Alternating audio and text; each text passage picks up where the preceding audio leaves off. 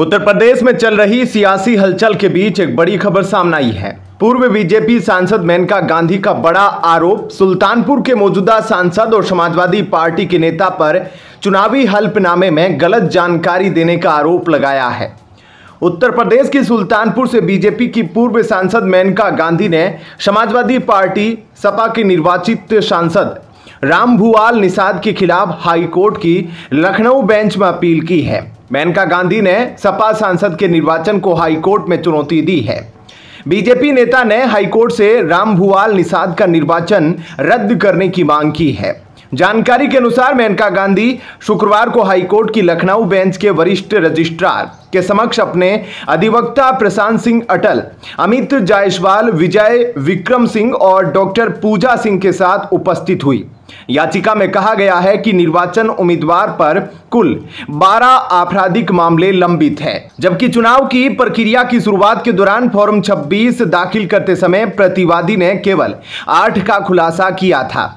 याचिका में यह आरोप लगाया गया है कि आपराधिक पृष्ठभूमि को छिपाना भ्रष्ट आचरण का कार्य है और इस प्रकार यह पूरी तरह से लोक प्रतिनिधित्व अधिनियम 1951 की धारा 100 के तहत आता है। चुनाव याचिका में यह प्रार्थना की गई है कि केवल इसी आधार पर सुल्तानपुर 38 लोकसभा निर्वाचन 2024 का निर्वाचन शून्य घोषित किया जा सकता है। वहीं अगर कोर्ट इस मामले में एक्शन लेता है तो रामभुवाल निषाद गलत साबित होते हैं तो सपा मुखिया अखिलेश यादव के लिए बड़ा झटका साबित होगा, क्योंकि अखिलेश यादव की सपा ने लोकसभा चुनाव 2024 में अब तक का सबसे शानदार प्रदर्शन किया है। यूपी में सपा ने इस चुनाव में 38 सीटों पर जीत दर्ज की थी और उसके गठबंधन में चुनाव लड़ी कांग्रेस पार्टी ने राज्य में 6 सीटों पर जीत हासिल की। उसके साथ ही बीजेपी को इस चुनाव में 33 सीटों पर जीत मिली, जो कि पिछले चुनाव से काफी कम थी। बता दें कि लोकसभा चुनाव में समाजवादी पार्टी के रामभुवाल निषाद ने भारतीय जनता पार्टी की उम्मीदवार मेनका गांधी को 43,000 से अधिक मतों से पराजित कर दिया था। सपा उम्मीदवार निषाद को 4,44,330 वोट मिले, जबकि भाजपा की गांधी को 4,01,156 मत मिले। बता दें कि अपने राजनीतिक इतिहास में पहली बार मेनका गांधी को चुनाव में हार का सामना करना पड़ा था। सुल्तानपुर सीट हमेशा से ही जातियों के समीकरण में उलझी रही है। यही कारण है कि यहां डीबी राय को छोड़कर कोई दूसरी बार सांसद नहीं बन सका। सुल्तानपुर लोकसभा सीट पर इतिहास रचने वाली समाजवादी पार्टी जातीय समीकरण साधने में सफल रही।